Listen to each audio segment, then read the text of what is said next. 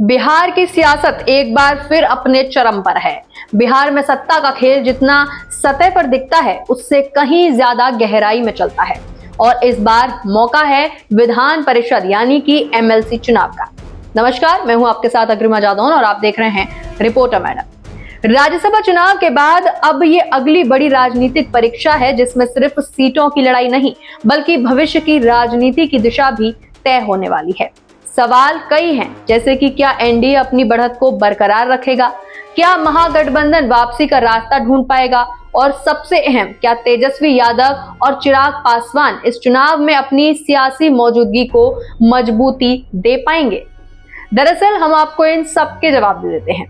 तो देखिए, बिहार विधान परिषद की 12 सीटों पर चुनाव होने जा रहे हैं। इनमें 9 सीटें 28 जून 2026 को खाली हो रही हैं, जबकि 3 सीटों पर उपचुनाव होगा।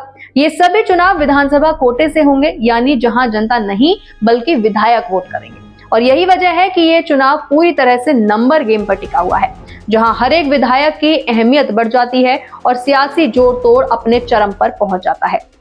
अब अगर इन सीटों का पूरा बैकग्राउंड समझें तो तस्वीर और दिलचस्प हो जाती है। जिन 9 सीटों का कार्यकाल खत्म हो रहा है उनमें राष्ट्रीय जनता दल की 2 सीटें हैं, जनता दल यूनाइटेड की 3 सीटें हैं और भारतीय जनता पार्टी की 1 सीट और भारतीय राष्ट्रीय कांग्रेस की भी 1 सीट शामिल है। इसके अलावा 2 सीटें पहले से ही खाली हैं। वहीं 3 सीटों पर उपचुनाव इसलिए हो रहा है क्योंकि कुछ बड़े नेता अब नई भूमिकाओं में आ चुके हैं, जैसे कि नीतीश कुमार, जिन्होंने राज्यसभा जाने के बाद अपनी एमएलसी सीट छोड़ दी, और मंगल पांडे, जो अब विधायक बन चुके हैं। इसी के बाद अब बात करते हैं सबसे अहम पहलू की, यानी कि चुनाव का गणित। बिहार विधानसभा में कुल 243 सीट हैं और 1 सीट जीतने के लिए लगभग 25 विधायकों का समर्थन चाहिए होता है। अगर एनडीए की ताकत को देखें तो भारतीय जनता पार्टी के पास करीब 85 विधायक हैं और जनता दल यूनाइटेड के पास करीब 80 विधायक हैं। यानी ये दोनों पार्टियां अपने दम पर 3-3 सीटें आसानी से निकाल सकती हैं। लेकिन कहानी यहीं खत्म नहीं होती, क्योंकि एनडीए के पास सहयोगी दल भी है जो इस समीकरण को और ज्यादा मजबूती दे सकता है।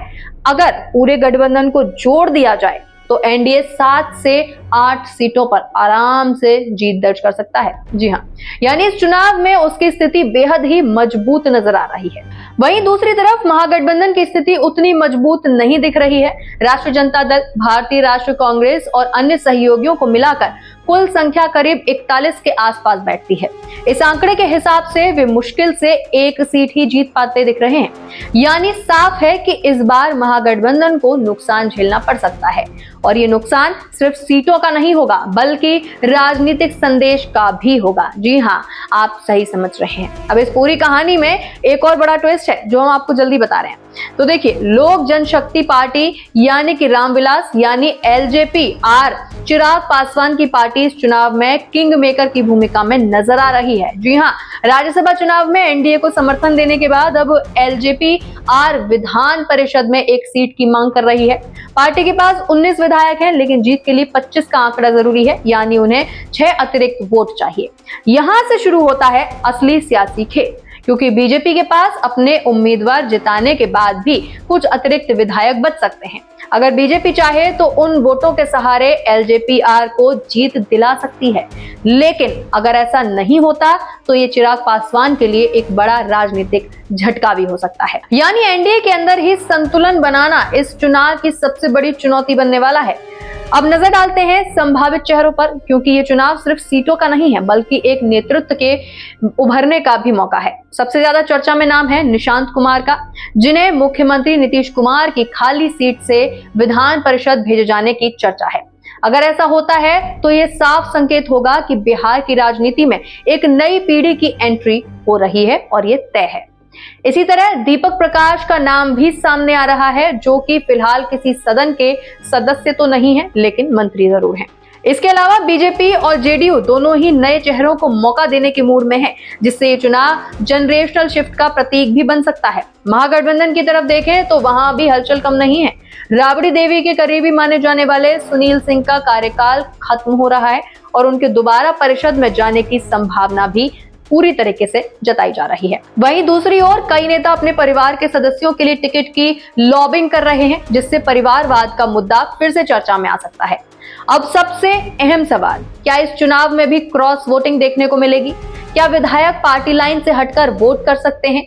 इसका जवाब है हाँ, और यही इस चुनाव को और ज्यादा रोमांचक भी बनाता है, क्योंकि जब चुनाव सीधे विधायकों के जरिए होता है तो वहां व्यक्तिगत समीकरण, नाराजगी और राजनीतिक सौदेबाजी भी बड़ी भूमिका निभाती है, जैसा कि हमने राघव चड्ढा के केस में भी देखा। इतिहास गवाह है कि ऐसे चुनावों में कई बार आखिरी वक्त पर समीकरण बदल जाते हैं। एक एक वोट का महत्व इतना बढ़ जाता है कि छोटे दल और निर्दलीय विधायक गेम चेंजर बन जाते हैं। अब अगर पूरी तस्वीर को जोड़कर देखा जाए तो एनडीए इस समय स्पष्ट रूप से बढ़त में नजर आ रहा है। महागठबंधन दबाव में है, एलजेपी-आर अपने राजनीतिक अस्तित्व को मजबूत करने की कोशिश में है और नए चेहरे अपनी एंट्री के लिए तैयार हैं। लेकिन राजनीति में आखिरी फैसला कभी पहले से तय नहीं होता, क्योंकि यहाँ हर दिन, हर बैठक, हर रणनीति के साथ समीकरण बदलते रहते हैं। अब सबकी नजरें चुनाव की तारीखों पर टिकी हुई हैं, जो अप्रैल के आखिरी सप्ताह या फिर मई की शुरुआत में घोषित हो सकती हैं। इसके बाद शुरू होगा असली सियासी खेल, जहां बंद कमरों में रणनीतियां बनेंगी, नेताओं के बीच बातचीत होगी और हर पार्टी अपने अपने तरीके से जीत का रास्ता तलाशेगी। आखिर में सवाल वही है, क्या तेजस्वी यादव इस चुनौती से उभर पाएंगे?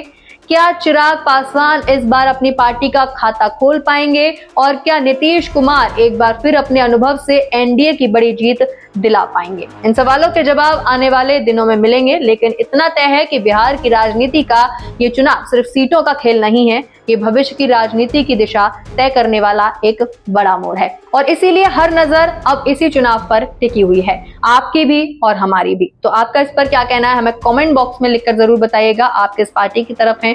आपको क्या लगता है कि किस तरीके से बिहार के चुनावों में समीकरण चेंज होने वाले हैं? कमेंट में लिख के जरूर बताइएगा। इसी के साथ बने रहिए रिपोर्टर मैडम के साथ।